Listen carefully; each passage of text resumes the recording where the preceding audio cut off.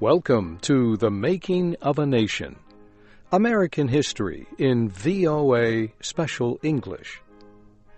By the summer of 1862, the American Civil War had been going on for more than a year.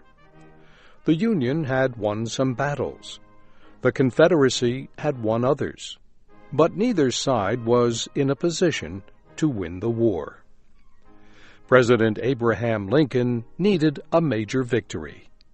He was losing the support of both politicians and the public. A major victory would not only help him that way, it would also make it easier for him to make an important announcement. For a number of months, he had been planning an announcement about the black people held as slaves in the South. It would come to be known as the Emancipation Proclamation. Today, Kay Gallant and Harry Monroe tell about Abraham Lincoln's Emancipation Proclamation.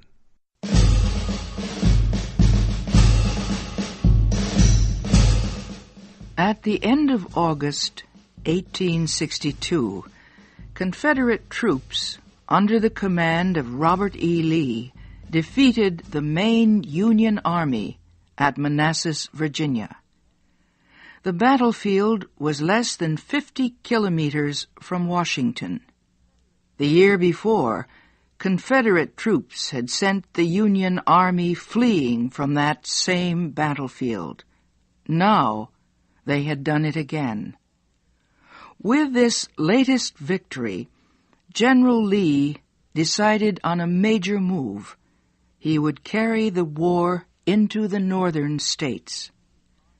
Lee took his army of 60,000 men across the Potomac River into Maryland. He ordered some of his men to capture the Union position at Harpers Ferry.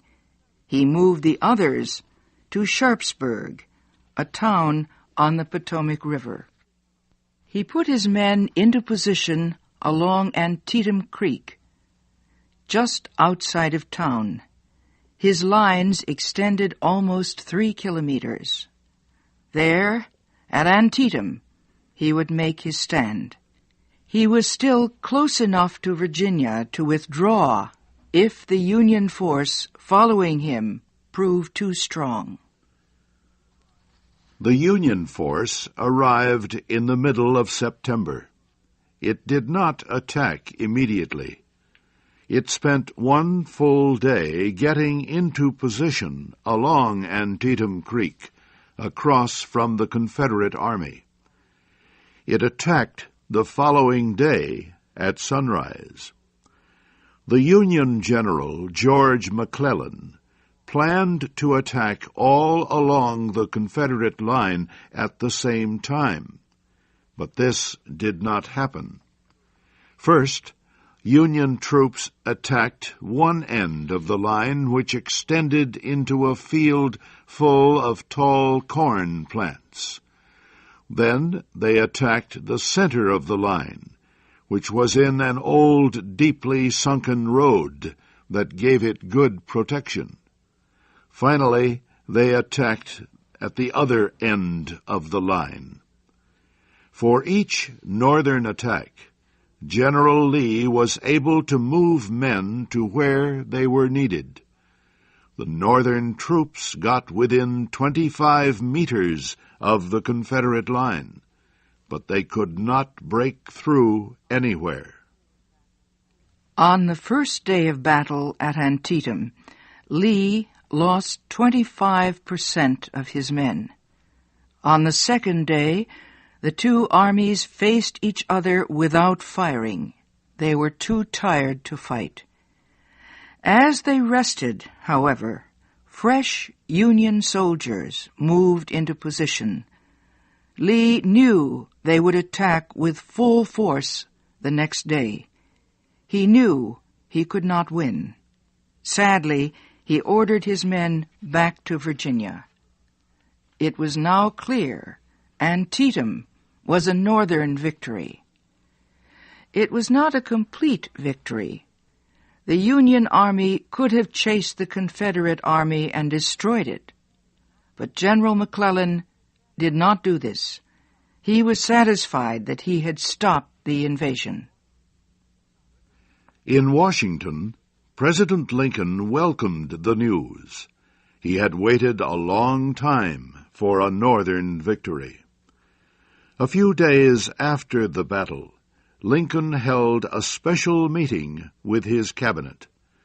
He talked about the Declaration on Slavery which he had prepared. It would free Negro slaves in the rebel states of the South. "As you remember," he said, "I put the Declaration aside several weeks ago until I could issue it supported by a military victory. The action of the Army against the rebels has not been exactly what I should have liked, but the rebels have been driven out of Maryland, and Pennsylvania is no longer in danger of invasion." President Lincoln said he thought the time was right to announce the Emancipation Proclamation. The Cabinet made some minor changes in the document, and Lincoln signed it. Newspapers printed the proclamation. This is what it said. "I, Abraham Lincoln, President of the United States and Commander-in-Chief of the Army and Navy, do hereby declare that on the first day of January, 1863, all persons held as slaves within any state then in rebellion against the United States shall then become and be forever free.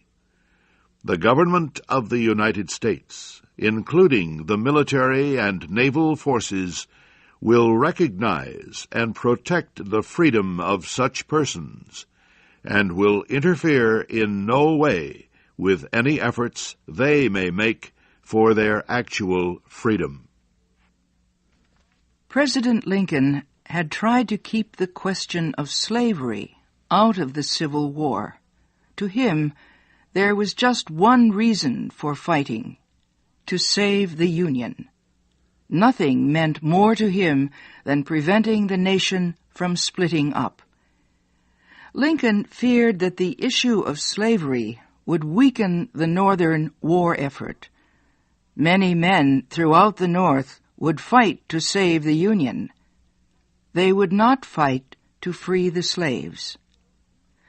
Lincoln also needed the support of the 4 slave states that did not leave the Union: Delaware, Kentucky, Maryland, and Missouri. He could not be sure of their support if he declared that the purpose of the war was to free the slaves. As Lincoln waited for a Union victory to announce his Emancipation Proclamation, he wrote a letter to the New York Tribune newspaper. The letter was to prepare the public for what was to come. This is what Lincoln said. "My chief object in this struggle is to save the Union. It is not either to save or destroy slavery. If I could save the Union without freeing any slave, I would do it. And if I could save it by freeing all the slaves, I would do it. And if I could save it by freeing some and leaving others alone, I would also do that. What I do about slavery and the colored race, I do because I believe it helps to save the Union. This is how I see my official duty. It does not change my wish as a person that all men everywhere could be free." President Lincoln failed to keep the question of slavery out of the Civil War. As the war went on, month after long month, people in the North began to see it as more than a struggle for national unity. They began to see it as a struggle for human freedom. Abolitionists were active. In speeches and writings, they said over and over again that slavery was evil. As public opinion began to change, anti-slavery members of Congress gained more power. By the summer of 1862, they had enough support to pass laws ending slavery in Washington, D.C. and United States territories. They also pushed through Congress a bill that would do much to end slavery in the states. The bill was called the Confiscation Act. It gave the federal government the power to confiscate, or seize, the property of all persons who supported the Southern Rebellion. Slaves were considered property, so any slaves seized under the Act would become free immediately. Slaves who escaped from rebel slave owners also would be free. The bill would not affect slaves owned by persons who supported the Union. President Lincoln did not like the Confiscation Act. He thought it interfered with his wartime powers as Commander-in-Chief. However, Lincoln was under great pressure from abolitionists, so he signed the new law. But he did not plan to enforce it. He still hoped for a plan that would free the slaves slowly, over time. He proposed such a plan, but only for the border states between North and South. Under his plan, the federal government would buy slaves in the border states and free them.